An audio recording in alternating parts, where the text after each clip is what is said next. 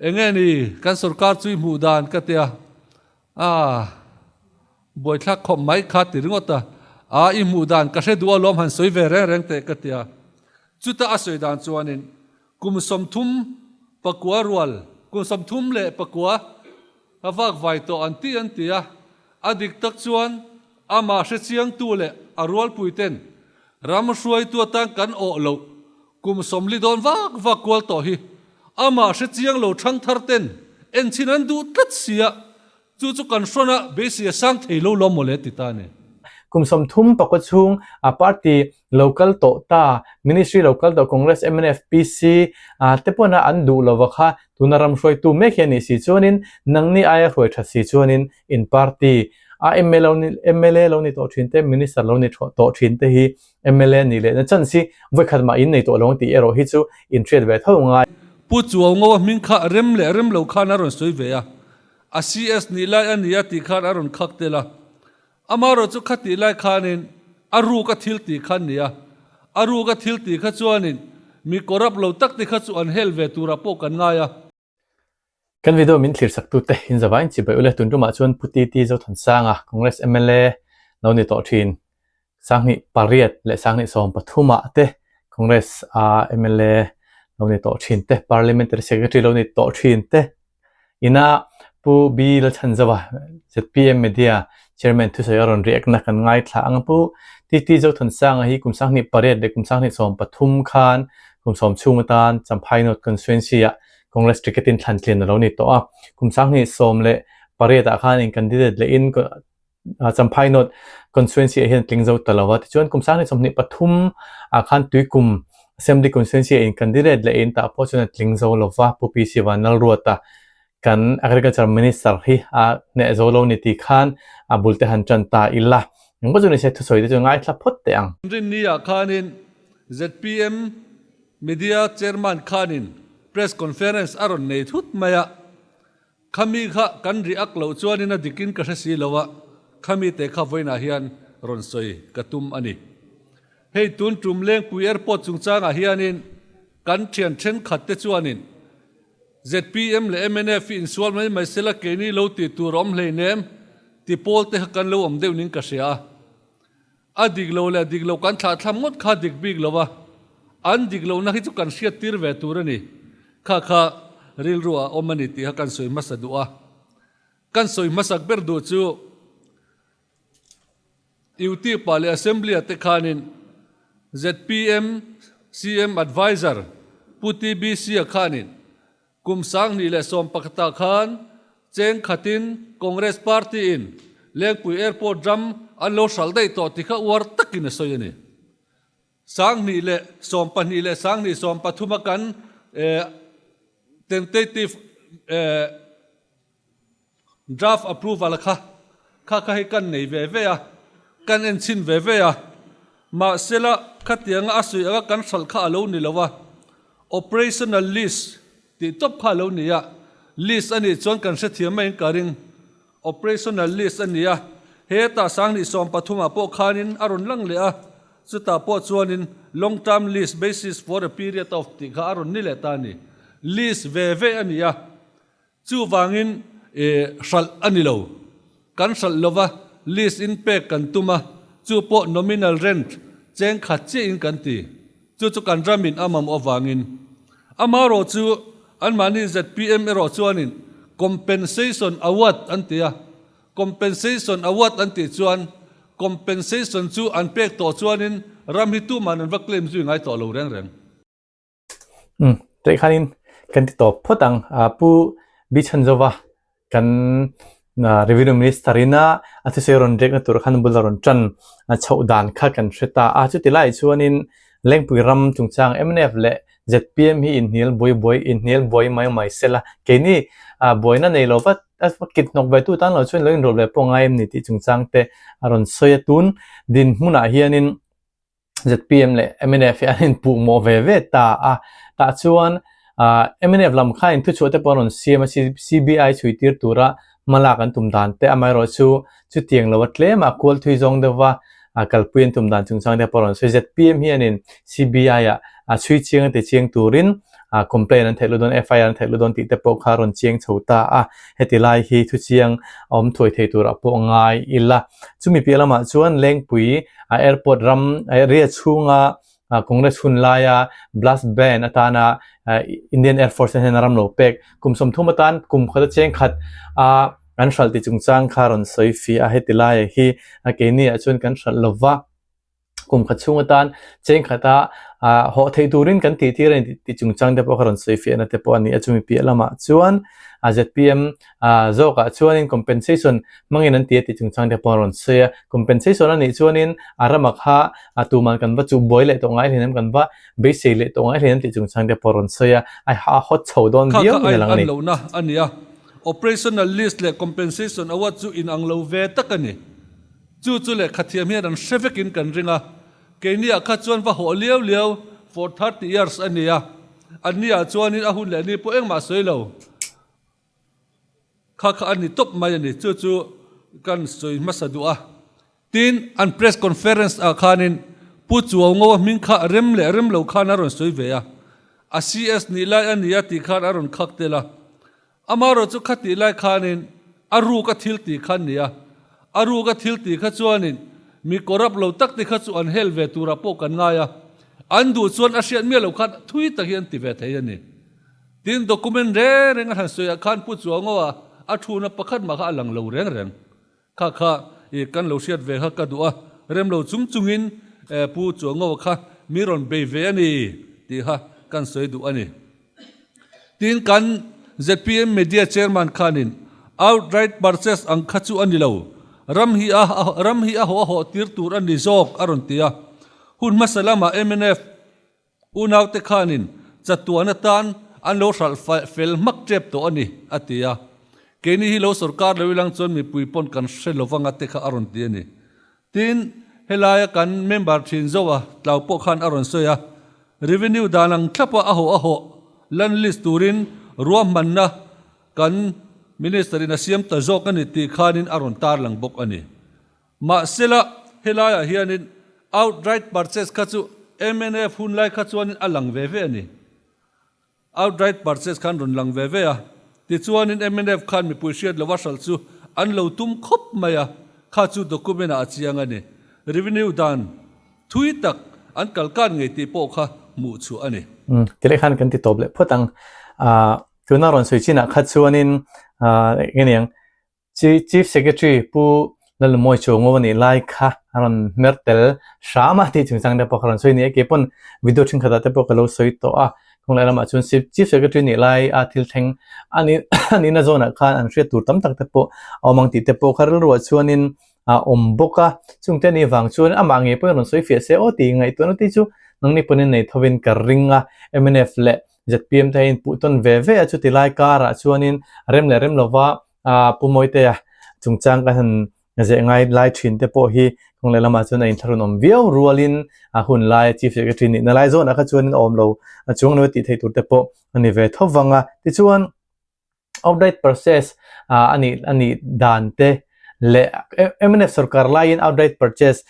mi pui member in a country lova shalani tum chungchang te poron soi chiang viau maya amairo chuset PM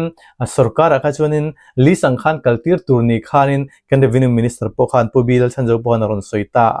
chutilaya aril ro ama chuanin li sanga ho tir turun kalpui turni silaya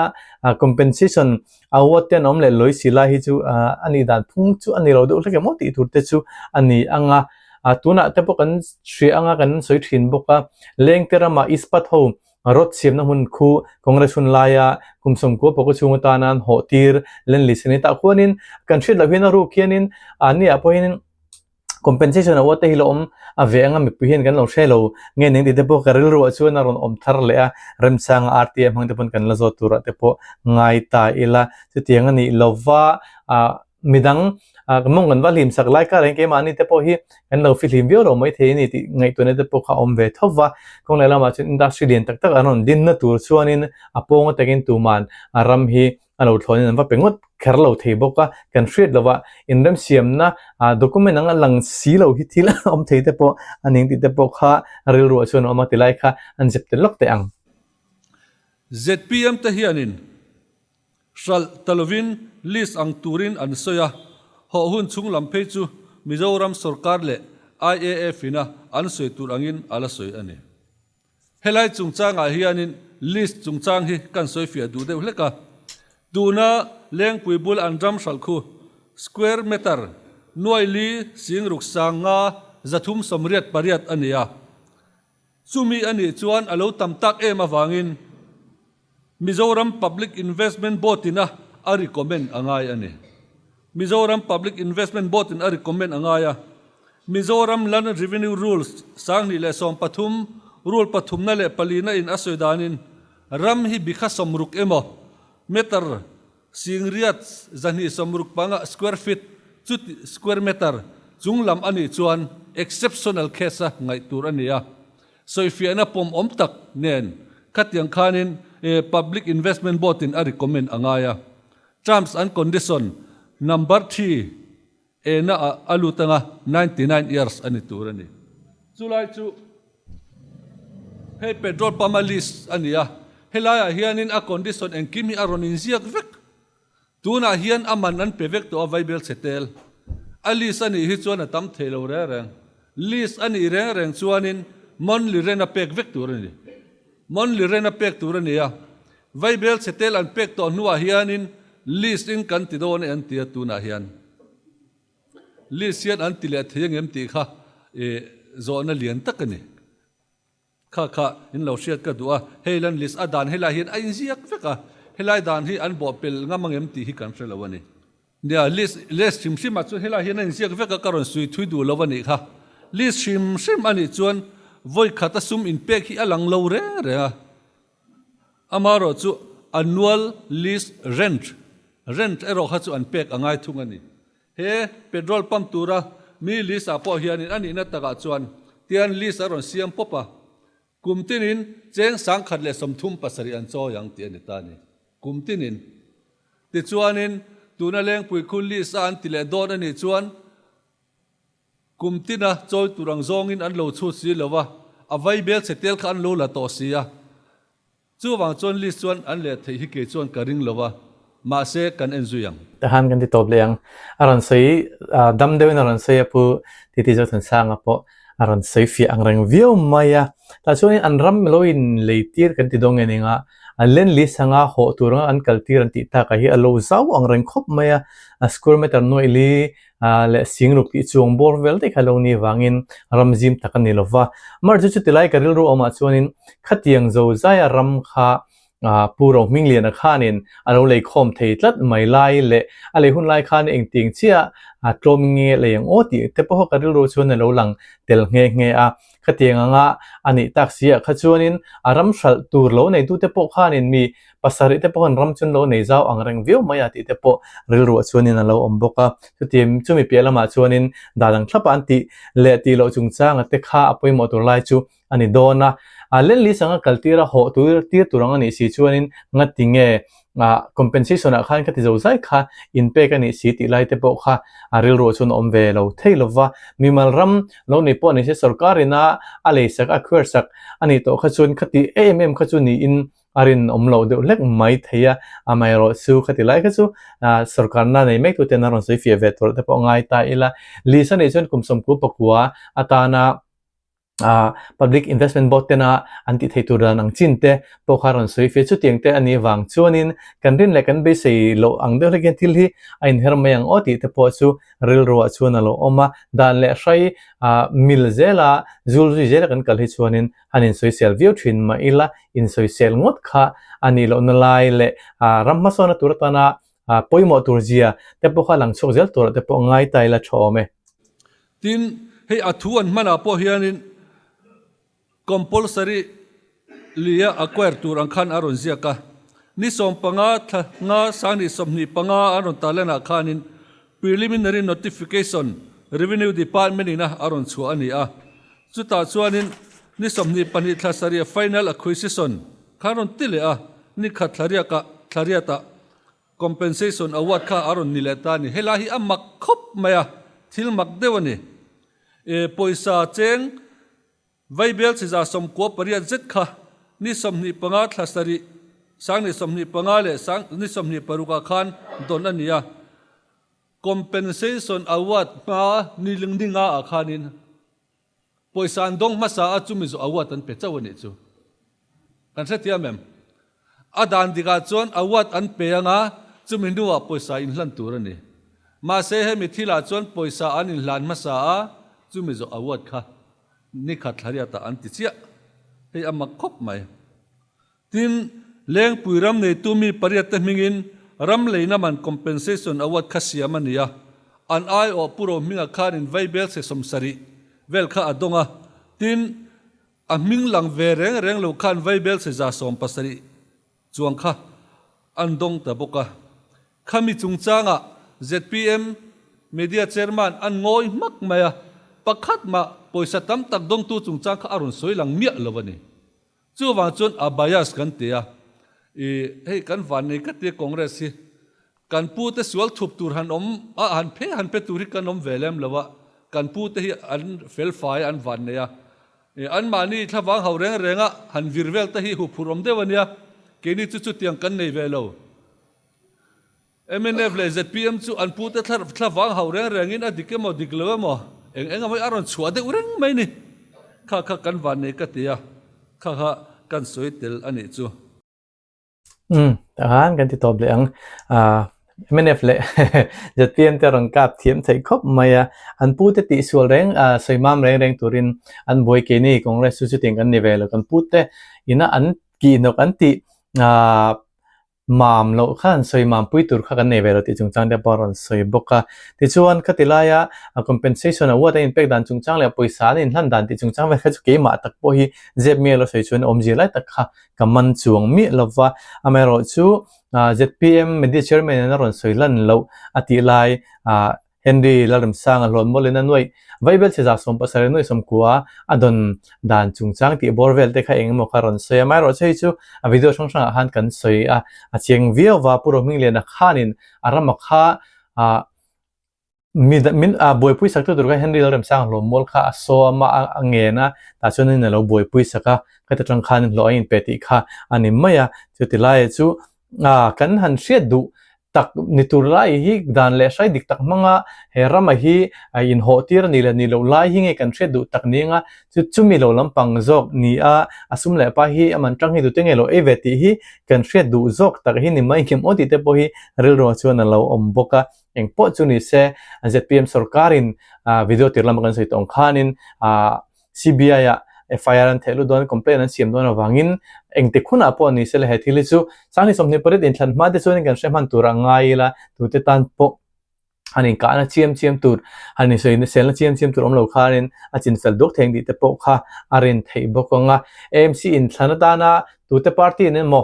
manifesto ta na propaganda ron man le turungot ni lo deu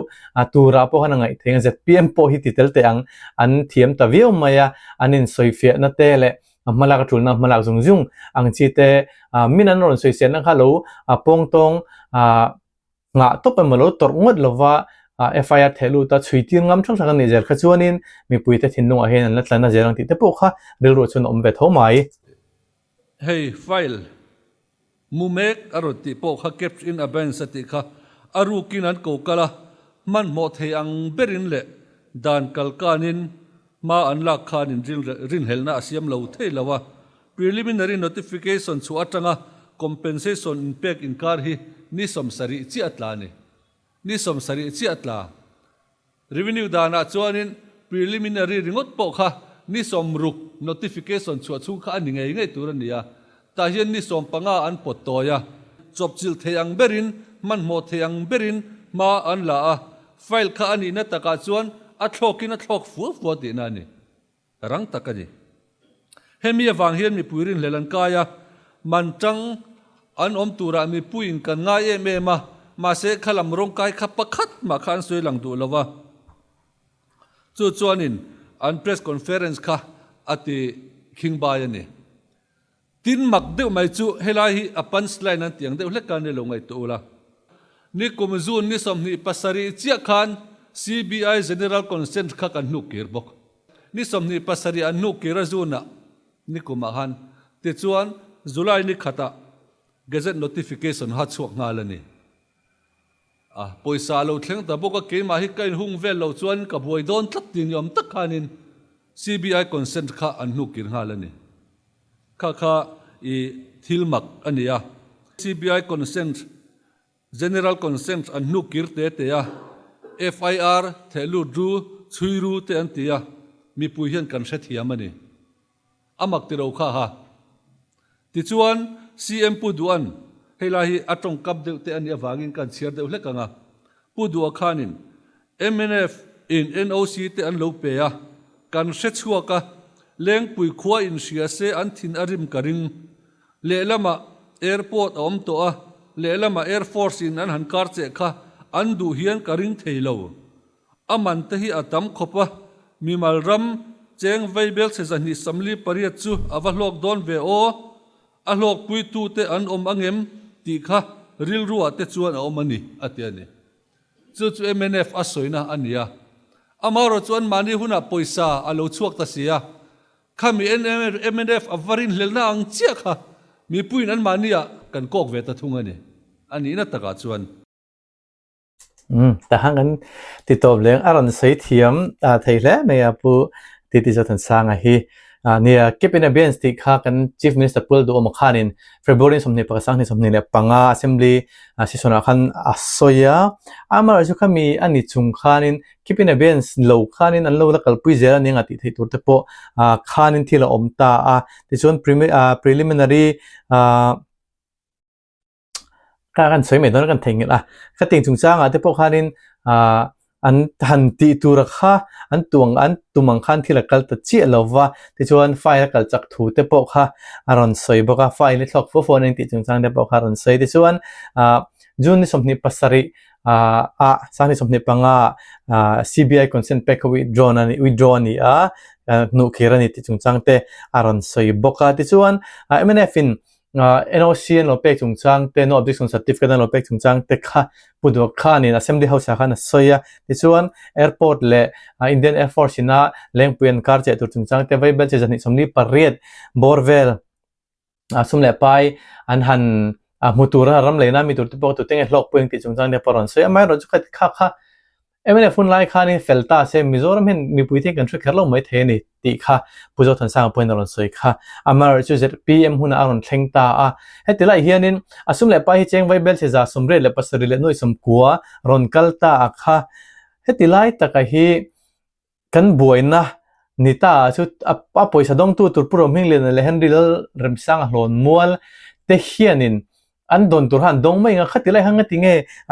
ZPM sarkar te hi va hlok na vatel tura kan be se na kan rin na hi om de mo ti lai ta kha kan ril ro son om ta an loin ho tir tum dana te ramano sol dana te mizoram ina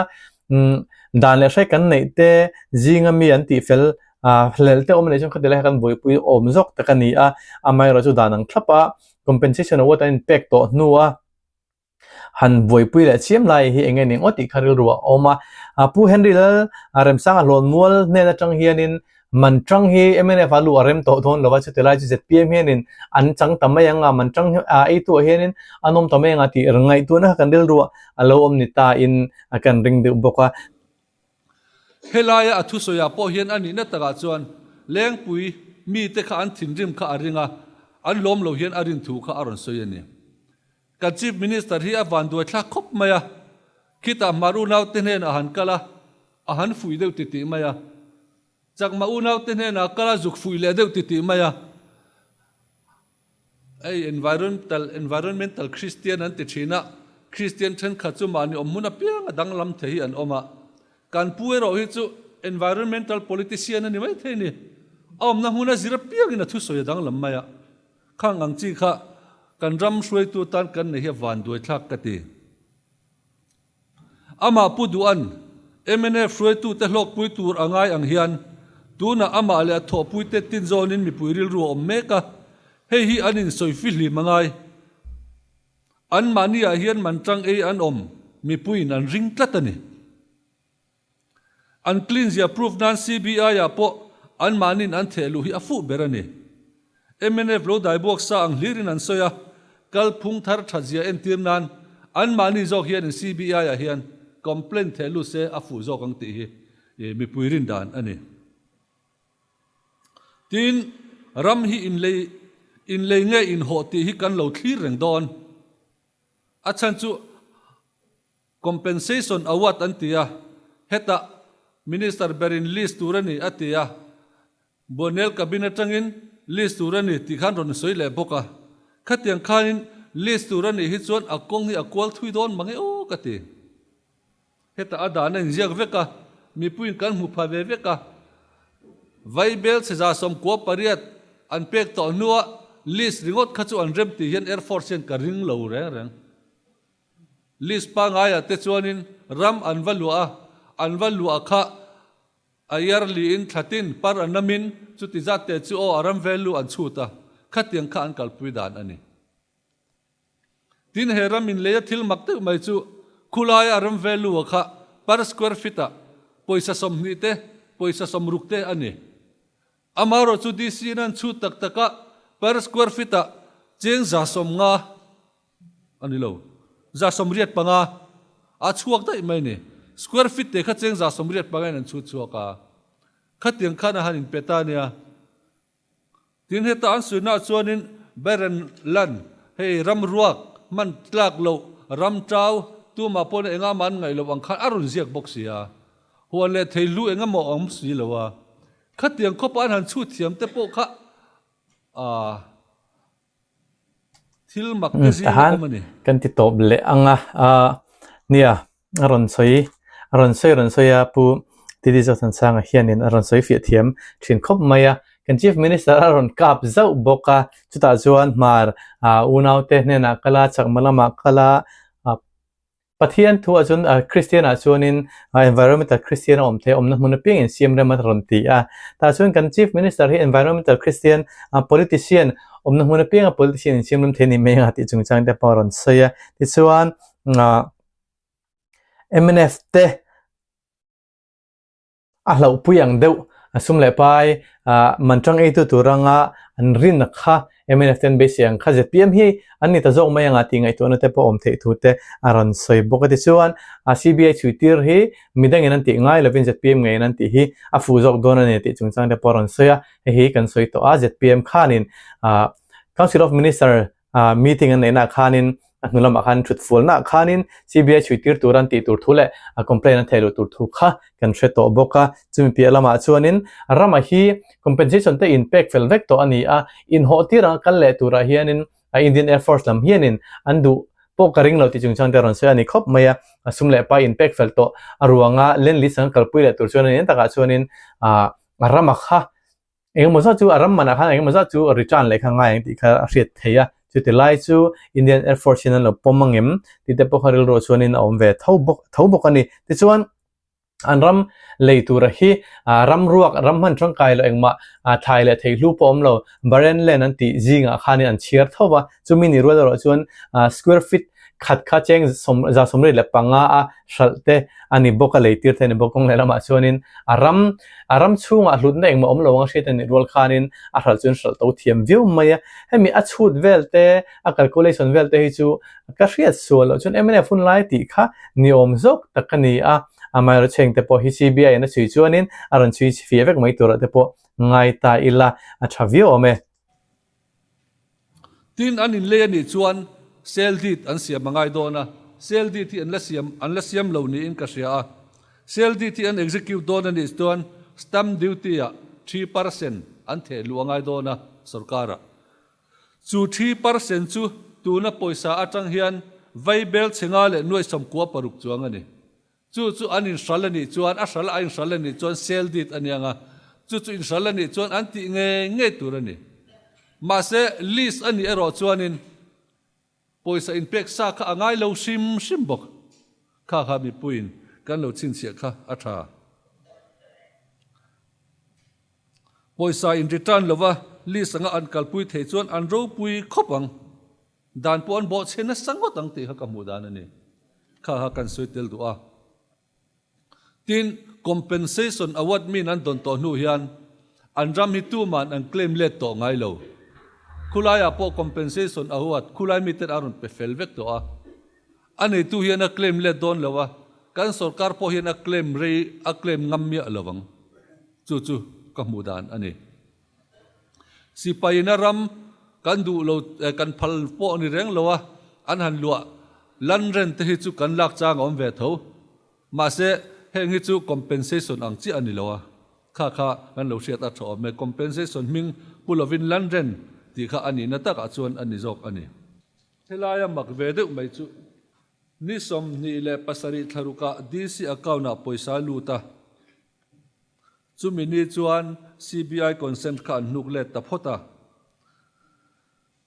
tin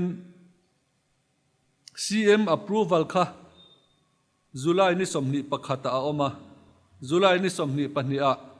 final land acquisition notification ram kan la tak done ti khani somni pahnia an chuata amani in cm ina approve ti chuanin ni somni palia Indian Air Force ten sarkar approve aron dila atuk ni nia atuk le a payment khan ti ngalani awan rang take o rang takani ti chuan an nu loka khan compensate award kha an approve ta kha ania hetiang renga I file culture hi a record hi Mizoram hen ala omin kan ring lowani ta hang ti toble anga ta chuan in aron soya khan a sel di dan siam ngai tur chung chang te ron soya stamp duty pe ngai don 3% pe ngai don ati a viable se za somre le pasare noi somko chuan stamp duty chu viable chenga le noi somko paruk vel ani tur chung chang te aron soi boka ti chuan li sanga akale tur chuanin poisa pek le te nga yang ti te pokha aron soi rami ho ti ni chuanin ho man in kan luang de ukha ne lu man pek kha ani maya ani tu ni na kan bachang chung lawang kha ne ma ro chu dun din muna chuanin compensation khan pek la rawang khanin compensation minan lak to chuin arama kha ani tu ni na khanei to ro ti na ani a compensation lak to wang hianin Indian Air Force in hetilai ramaron le hi an ta ni na kha engmachina chuan omani ti te pokha aron ti ching view to anga ti chuan chief minister ina approval July ni somni pakhata pe a ti chuan ani somni pania notification chuaka ni somni le palia Air Force atangin approve deal na ron thlen ni somni le paruka sum le pai compensation award in lan fela ti chungchang de bagaron sei detail thiamang rang view mai khatiang kha ani awang le kan hunton me kena aron ken telani wang in kongle lama chuan thil hi kan ren ang hian akal duk kher lo mai theya rin ai tak chuanin I kan rin lo tak kan be chelo tak te point no exam nok ve view ndi te pokha thilom theite pone thomai ni kar kha chungin thil hi an ti nem lutuk asoi turi atam lutuka ma se nya hei ti rei lo kan tumanga tin iuti ulama te kan ena iuti ulama chuan poro ming liana khanin ram khatum ni adonga atum khanna kha adong photanga July ni somni le pali ni nga khan adong phota ti chuanin aram Guwahatiya engani a original kha azuk tlananga bengami kha chumin atlan to huna chuan abaka kha adrole tur kha ania ma se makkati chu hemi asum masa adon hian adon rol de tho hianin hemi land possession kha dc khan arun ti chuak ngala chumi omzia chu poisa anin pek lai khan original kha benga na lom dai khuta Guwahatiya chu ti ani chuan xerox copy rigot khanin decision an lo siam vekem mi kan se thiamem poisa min pe masa ula ti chuan benga ka da me ka hi Guwahatiya ka zukla photanga ti chuan karon submit huna adang chu min pele donia ati khanita amaro jati khan ahan peta phopani somni panga khan khamini somni panga poisa kha adong phota ti chuanin poisa khuta enge original khan zukla le te ya chumi zo chuanin aron thelut le ti khania possession notice kha heta advance in lo ti bokani chu apui tlat hei hi original copy tel lowa ram in hlan na thleng viable setel kha an local puiti na ania claim an pe phota original azukla arong kirle an pe full chau te na nia hey lan original te chu hote te apo kan ngai poimo telul nan ti ro duplicate copy ringo ta khating chen chen an kal kha zpm sarkari an dem mol mol mnf kha an vadem viau amaro chu tak taka chuan a practical helai kalpui tak tak chu ZPM vekin ni MNF ten an phuna entinga ronti kha an kuya an phuna tuyan leiboka te kha arontia atak taka te chung khatiang te chu adik lo ani chuanin lo po phoi mai tura lom pot phoi ta mai lo kha an manin han chun zoma file rang theyang berin ni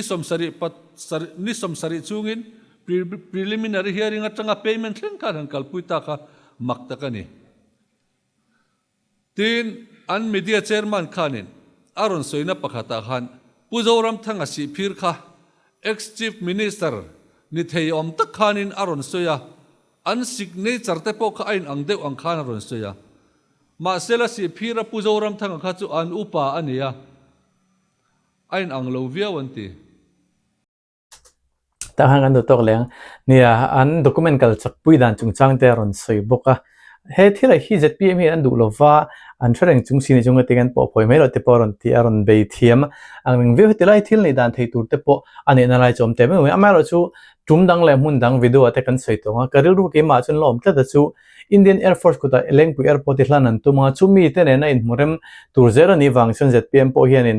heta ram shaltur chungchang hi theitop chuin man lak pui an bozi zera ni ti te po kha eng machena chuan a chiang via wanga sangni somni le pathum da December ni reta ZPM sarkar oma sangni somni pali a kumtluan in kala sangni somni panga February ni somni pakhata he thil hi kan hrechowa chutchumia chuanin a he thil a hian thil nga felhelte om ni hre da wang kipin a bens ti chungchang te po kha kan soi to ang khan ka tiang kha ani amai ro chu huna local zera kumin sangni somni paruk February January te anral chuan thil engkim kha aron dar chole ta wang kha ani dan kan hre chau kha ani ta ani kum sangni somni le pangalama ti felvek to chungchang te po kha ni a ta chuanin ram nei tu pakha si phir lamaram nei tu kha azoram thanga ti ve thawani a tuna puti ti zo than sang ron soidan zon hi chuanin kan chief minister hlui kha ani lo mel ta reufa a mai ro chu mini lai chuan ZPM media chairman pubil chanjo bakha chuanin kan CM hlui kal chokta nen khan an signature chu ainang view mai kha chu media meeting lo zon chu betan ni ro seron ti te po kha ron soya hetilaya pu ti zo than sang ron soi zon zo ka hi chu thil a controversial na lai in nil the na lai tak chu mingin ang alola ni tel tak kher lai kha in nil the na lai te poninga chu takara chu ming te chu tamalo om theilom ming common tak te phei chu min rule signature in ang le zel te ka chu thil har sa takha ani veng ti te bo haril ro chu nom ve tho mai khang te kha voi khat han phone je wa han ti chian mai the kha ania tu te mo ngai bel theya tu te mo ming han soi hi ram luizia ve khopin ka sia hey ram shal chungchanga hian MNF te malak na le nu ma vek angin ZPM 10 an soya fel lo le dan bo chiat na aru karan shal tumna ang thlenga in puna om akhar za som thum le pariat kha MNF 10 vai bel se zani samli pariatin shal an lo tuma NOC po an lo pe fel vek to ani ti kha an soi ani chumi an sian nuwa chuan CM khanin file kha ka thupri kept in abine sin ka dari atia amaro chu ka ngai tu na chuan kha public takin file aron tita crore som nga chi in an ti hniama za som ko pariata aron tla ti chuanin chak to kinan kal chho pui ta char maya heta an ril ru ni omalang chu ani yan zani samli pariat la yan tia somnga kan tlak hian za som ko pariat ani to dona somnga kan tlak hian in chen chak takin kalpui la titlangila anni zani somli pariat la lo ti tum khanin miron soi sel ngam chuang lowang ati ngai dan nein kaltang pu hi angtlat helai hi chu wangin helai hi ngai to tham takani ram tangkai ni si lo to lu tuk main ain sal sia ki ani ringot mai ani tin social impact assessment anti SIN han tilo ringot po kha poi takani enge khumi ina an salina angong tur enge mi puina khatianga an loveng lo tu notification te kha chua vek tur ania khami an tilo kha apoi lu tu achan chu tu na hianin international airport hi tu na hianin samthum le pakhat kan neya chu vision 2040 ya phechuanin India rama hian somsari nei turin kain bo sai me kani chumi atan chuanin vai bel chen nuai ni le sing ru ki anga yang e an tia central sarkar pui chuan ti chuan in corpus fana tuna hian sarkar puin US dollar tluk la ding on ni arwah man mek ani international airport nei belturin somsari nei belturin somsari ak hlangkai turin ani chu ti chuan tuna hian north east a hian international airport hi Guwahati le Imphal le Agartala kan neya Guwahati chu Dhaka an kal theya Imphal chu Mandalaya nitin flight som pani vel an kal theya tin Agartala kha Dhaka le Chittagong le Silheta an kal thei pokani khatiang khan India marchaka hianin international airport pathum tuna hian kan nei meka tuna hian lengpui airport khu ti zau theyani hey Hardip Singh Puri ex-minister aviation khanin Mizoram sarkar po kha international airport destination pangathleng lo chu chuak turin ashil ni asiat kha ani le ngalani tuna hian kan airport khu ani na angai in AAI khuan la sela AAI na lak chuan nakina kan tilian theyanga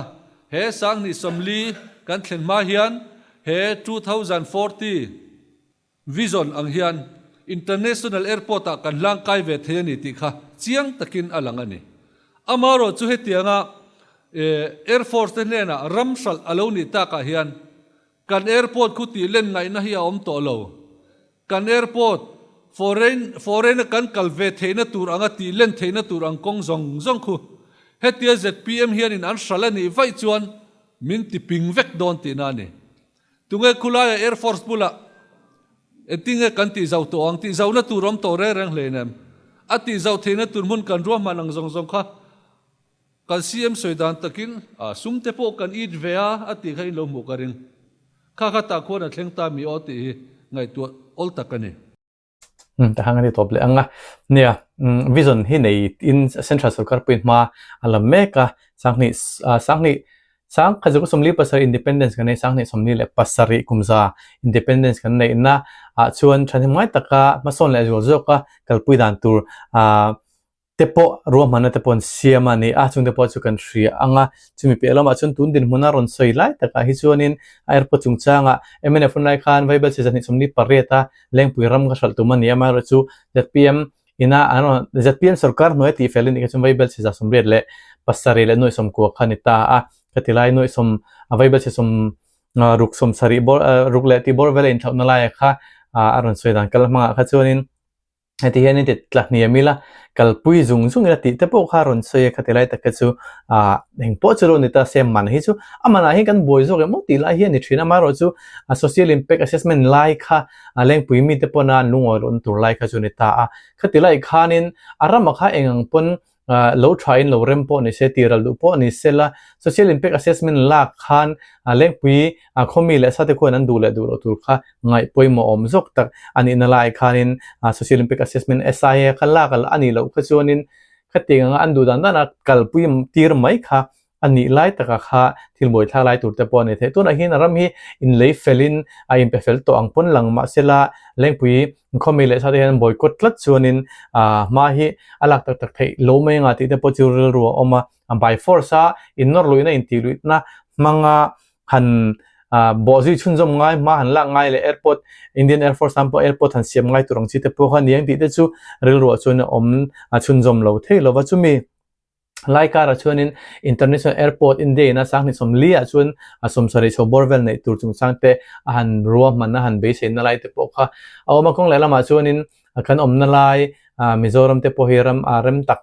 te po ani ven na lai tur te po om thowanga chumi ni rol ro chuan international airport ani khanin kema ani population noi som pani som patum te tani chuanin tundin mona chuanin trongkai na khom lo anga chumpi lama chuanin nei tarengotila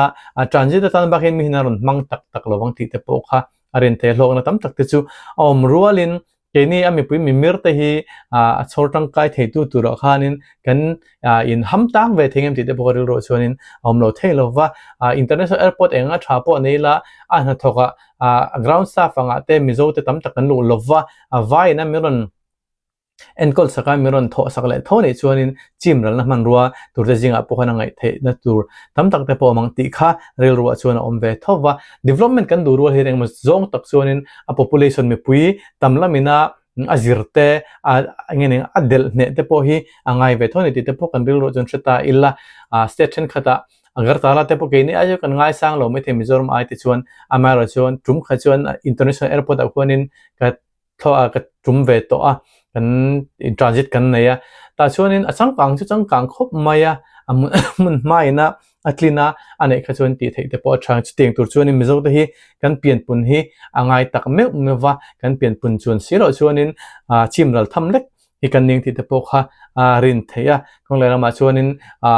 state thenom te kan han ti boi thin takna chu an state a an kut do zat pe kan thuklo sen te po tham taka chuan oma chuting khobar a hnam tlem kan lani wang hian pian pun hi kan ril ro hianin om se ti zong kan soi kai luk teng tela hi chuanin tuna hian ke ni hi Southeast Asia chuan connectivity a thalutuk tur hi kan nia chumia tan chuanin central soi tu te po khwanin ding dilipin khochak lam hi min thlir pui ve bokani chumi min thlir pui la ya ke mani ina helaya tu te mona hlok na kan lo ne thina tu ni o ma langa hianin enga tinge kan lo in te tet o heya poilu tu kan ni hemi kan sal tak tak ani a Mizoram sarkar kuta om to lo ni chuan kan dream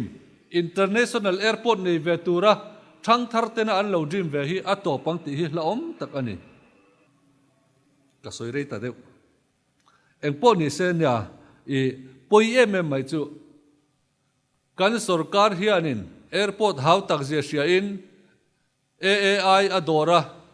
AAI an be donga IAF an tile a amaro chu mithil chu thik mi tele mithiam te han soina khanin AAI a khan be se na ala top lova India ramami zong ma hi AAI de vek kut kha lo ni boxia AAI hi a thazo ke kan tia amit sa a Mars ni thum ni kuma local khan AAI a chuan in du chuan thlathum chungin loin ruam anola tharuk chungin kan ti fel manang atia ni kum Mars ni som panga atanga an ron ti khanin kan sarkar hianin metla ale kha voi khat azuk thon ti lo chu bo zui na mu mal hi lo nei reng lo maya IAF lama hian rel ru na takin alo pezok ani anga aram sal zong hian ti hangai to na amta ni tuna hian AAI po hi dorte reng po ni sela abularam kan sal chon du pon du to don emmi future extension pakhat ma thei tur lo chiang sa ma son lo tur ti chiang sa kha chu AI po hian la du lo ve thei to ni chu wang chuanin kan ZPMU now tena MNF an mo pu la ya an mani na file an lo ti top mai lo kha an mani chala hian phung hi top thlat mai ni an mani awang hian international airport kan ne don lo ni hian asia to tu na hian chu wangin list pon ti chu ma sela IAF ani sim chuan AAI hian an du lo thei ani kha kan siat atha ta khang kan ti top lenga chan chu thu soi hi alak lo emai nia kong lena ma chu international airport te kan han base sei deu thin a kan soi dang kal manga te po congress unau te chuan an base sei ti ta ila kan future a chuan kan du vek tur te ani rualin tundin huna chuan kan set sarkar tan po hin kan airport nei chuni enkol hau tak harsa ani je kan thri a hlan na tur emo keni aya min enkol sak tha theizok tu tur te po kan ngai to ni ti kha achiang renga chumira chuanin Indian Air Force le Airport Authority of India tenena rohmanna an nei thang han en ho po khanin Airport Authority of India kha chu base tur om lo jok ziate aram pek top tur chungchang te ram akhuran dule po Mizoram sarkarin angai to veng ti chungchang te khani adu thlan tur om jok ro wa chuanin Indian Air Force ka thatna jok tur te po kha Assembly House soi te po kha ani ta zoka chutiang din mun atang chuanin thil in murem la om zela le puti ti jo thansang panon soi ta ka kha chuan Mizoram sarkarin kan lengpu airport khu Indian Air Force na hlan tumna kalzel asiraram te po hi aranglama in leiti ran te pon long ai to ni ngati te po kha aron ngai to vedan khaloni thowa chung te po choron soi chuk ta international airport hi enge adin mun chi ka soi thiam mai lova entina tuna ke ma ni population base nam pedon nge ninga a locality a mun ma a rem dan te mo van borok sa nga zin na turatana hanchol na mun turatana transit atana rem wangte geographical position awang te po lo ni ta po ni sel chu tiang angte ni chuanin le Southeast Asia hian kan rem chan view na tur lai hi keima taka chuanin pon ka khachung a thlang lawa tripura oma infala ombo ka teng khani wangin chengwai bel setel aron ti bel hi chu tuma hian an ril ru dok lowanga ti te chu kema chu karil ru chuan om the amai ro chu chumini ro chu kan soi fo thina international boundary pani nei Myanmar le Bangladesh nei kan ni wang hian a cheber pot theng se cheber pot tokela chu tiang anga India ram himna tur le kan chaklo na lai ber India ram kan chaklo na lai ber ram meron nek na ma saber tur lai chu Mizoram hi ani awangin chu tianga chuan defense hi kan ngai poi mo kha angai tak me mwa tundin muna po India ram budget ten phara chuta po chen transportation available che noenga le singre le ti borvel kha om heng te po hen in taka chuanin inkal pona hin ma kan son phodo chen infrastructure lian thate lian tham than din po khathil olsam ani lo nalai te omanga mantrang kai dan turanga mantrang kai ani lo ani thelo nalai te po tam tak ko manga chu tianga pialama chuanin defense tam po transportation thil tang kai thil poi mo berte ani awangin khating zo han ngai tuana te pon na seng ani anga ti te po central sarkar lama te po in rilwa chuanin velo thelo bani hey NGO ho nikum March ni som panga amit sa local khania athale thakhat na chia khan NGO ho tu tele union secretary te deal dali ain muwa CS in AI te nena khan proposal thelu turin lekha athon ti kha lo silani chuti lain puti BC chuanin April ni som ni pakhat pu amit sa ana miron tiam nu da ya khanin IAF nen agreement boy pui thun zomani ti kha wanglai nia April ni som ni pakhat khan laron chua le ta ne mi pu hi zalu sal hi ka ti tin April ni som ni pakwa AAI ho tu ten lokala CM le official te an huwa thu mu mal kha an soi lo wani poi takani heng te po hi pu amit sa an khu ta min tiam to nuwa po he kum khat le chan ve po engma mor kan la mulowa apoi thiang berin IAF ram khan sal ringot mai ni manchang mi pui beng ver lai ber hi press conference la an soi ringam box hi lo chu wangin kan sarkar hian in AAI hi an la dor thun zomem engstei sange tuna hian kanom to ti hi public ministry hi abatin an bani hey MNF te khan an kuya an phuna tuyan leya revenue minister in atia khatia ti to nu khanin file kha CM makala tu ta chief minister chuanin ani angin kalpui ni to mai ro se tin file lai lo la siak le ne ani na angin kalpui ni to mai ro se not si ta khan aziak boka thil dik lowan ti hreng chung khan an siam thangam chuang lo a sal na sumpo kan it vea ati kha tun hunatan hian an mang ve ta em mi ti mi puya tang chon zo na ani ta ne ZPM 10 MNF an chou MMA MNF 10 ZPM an chou MMA CBI a chuyan chou MMA ya press conference ana sat takin en beya congress te po CBI a chui turin FIR thelu turin miron phut bokani heti la karil ro thilom pakhat chu mania WhatsApp a henry la te hian a ron tilanga ui pani hidar tharang phena hian an oma pal phena hian an oma ain bonus salut tuka om dun se chu ain beina sang chu te turang khan ain bo ngeng me tha top phan ui kha tian get kha an han nor sona ain po theta mo ti khan an ngoi mak ve zelani kha kan MNF le ZPM te an angkati ram mangai tu ten FIR an la file tura ingai photila an file lo tak ani chuan helaya aron soilan zong hi kan document hi an chou boka kan minister hi kan deal vekang chu atul langin ba kan laveng kha atul achan chu he leng pui airport ramsal chungchanga hian RTI mi thanem ngai ten an deal thina an lo chama ICI a kalangai ICI a kal kherlowa document pek ti an harasat lutuk ta chon something is rotten in the state of Denmark tiang deuh khan eng mo troi deu chu omaniang enga tinge RTI ngot pon pek that thelo CIC thlengzak saka ngai chin to hi chuanin thil thup tum hi om thina ni kha apoi mo ani ta hangan ti top le anga puti bc lel ven chunga thu chu chungchang te aran soi boka congress in Airport Authority of India AI ngwe pek hi an du ber ni hian an lang MNF le ZPM te chan du lo ve thu kha airport chungchang khanin an ti chiang view wa chan chu MOU an nei du dana nga khanin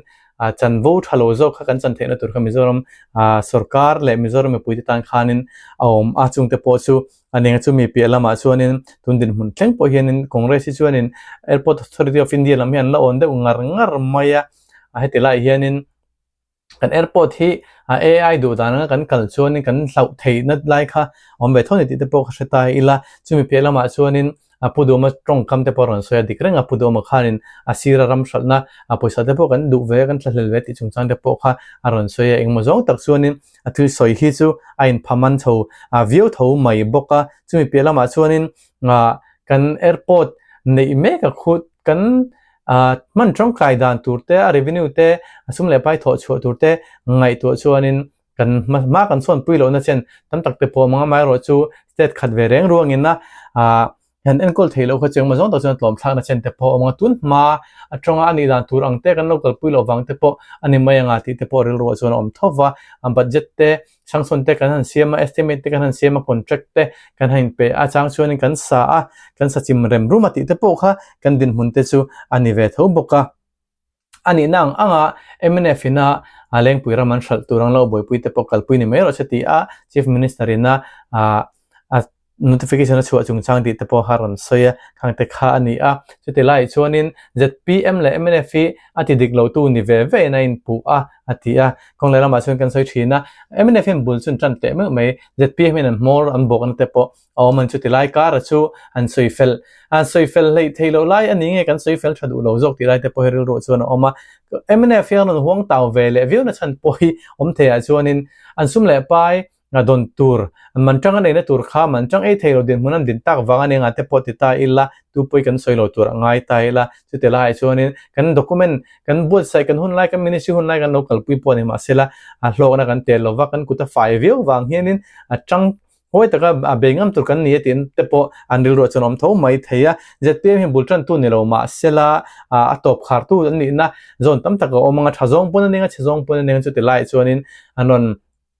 pu cheve view ni anga ti te po chu ril ro chuan om thei tho bokonga chungte chun ni CBI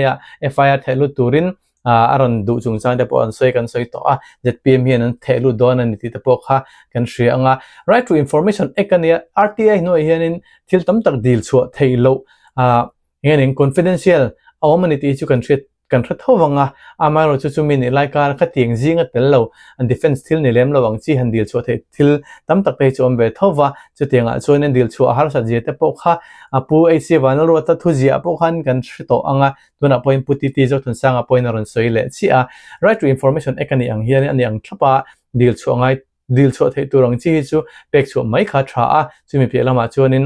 chief information commissioner nen thlen kher ngai lova ti no thiamula ti thei turang ha chu ti mai kha chu an sahim na turatan le mina andem lo na turte soi serang kai zelo nan ZPM tan tak po hian thil tang kai ning ti te po kha rel ro chon ombe thomai hemi chungchanga airport lengpui forum te an fakom lea kan NGO te he lengpui airport forum hianin chanchin bua hian an chua de renga voina he soi sen lo ma he heng hi an chua henga te po hianin pu thua me na ron chua de renga wanglai ni te po ka chiar de ufek ani mi an ti beng wara hetiang kan forum te na an ti hi lo chiar ve thin do atang kai lu tu min ti beng war lu tu voina hianin lengpui airport forum te ron soi sen cho ke an soi ngai nom de yang document po an nga ang eng po ni sela kan ram le nam tan ani atop berakan soi du chu Congress party hianin suai tu kan nei tha party dang suai tu te kan han ena an thu soi ngai nom thamani vek mai puzoram thangale pudua an thu soi mizoram a chon an ni ai thu soi thiam hi anom to lowanga ti tur khopani amaro chu bel chen dol wan zem nem lu tu ka hi boi thak kan ti ke ni lam ai ro chuan kan ho tu te kan han ena thu soi ngai nom em le ngai thak chak om jong jok chuan an soi lo ma se thu di kan soi thin he a poi mo lu tu ram soi tu tak tak tur chuan thu dik soi thin soi tu kan nei soi tu te thlawang hawa han phe te party danga chuan kan mu thina ke ni party a chuan khatianga soi tu thlawang hau chop ngai lo de vek an ya kan lom kan van nei pathian in man ro min na mang le ang ke mani kan thori ma kan tran phot chuan tu ma kai tho san kan ngai lo ke mani le ke mani chakna kan pe anga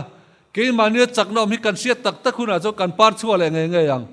herama hian pathian in heram hi mal alo som to thina pathian mal som na ne kan sia ta piang hi chu congress hun lai de uzela ni harna pui re reng poi congress hun lai na theng zia khang te kha in lo sia ka du'a hei mania thingtlang pa pakhat patar de mai hi lo kala enge ni kan sarkar chui mu dan ka tia boi thak khom mai kha ti ringota I mu dan ka se du'a lom han soi ve re reng te ka tia chuta asoi dan chuanin kum som thum pakua rual kum som thum le pakua awak vai to anti tia adik tak chuan ama se chiang tu le arwal puiten ram suai tu tan kan o lo kum som li don wak kwal to hi ama se chiang lo thang thar ten en chinan du tat sia chu kan sona be sia sang thei lo lom mole ti ta ne dik khopian ka sia asoi thiam ka tia ke ni chuang kan se chianga kan rual puite chuan ram suai tu kan id lowa kan vo lo thalai ho eng ma se lo li ren an vot ta sia tiang din muni kan ding lo thelo ne te top mai ne nya voina hian soi tur tam taka oma he document po tam taka oma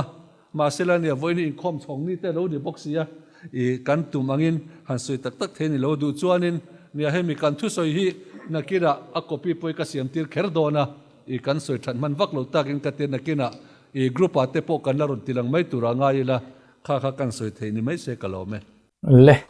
thu soi kan ngai thazauta aron khai khom na te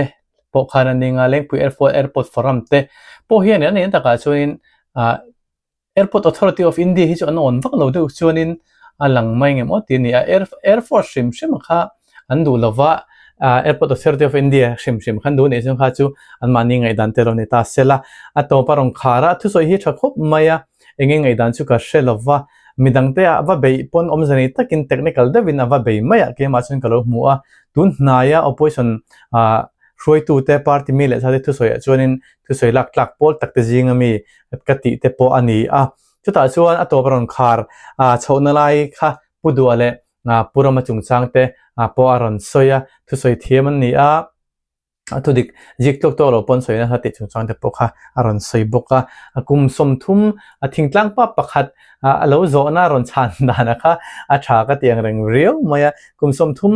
pakua don lai ram roi tu tlak lo wakan ngai kha thang thar engma sharo ten enchinan du tlat maya aron ti kha tilai ta khan arin lai tak ka sil du chu party mi le sa te ka sne na ka soi du chu arin lai tak chu hei hi ani kum som thum le pakua kum som li don roi tu tlak lo ni kan ngai thalai ten kan en chin du na chan chu hei zok hi ni rinom la dik ta kan ti tura kan rina kan be si wang ani ti kha ta ila chumi pela ma chun tun hnaya party sang mi le sa te party worker te ina udan te in tu soidan te kan shria kan react fo thina chuta chunin thalai te tana don son nuam thalai te lem thei turang kha in soyangai ni thu dik kha in soyangai ni kan ti thina chutilai chin laman fu lo fo maya ta chuan ngatinge kan thalai member tam berte vote penglian berte thalai kan ni to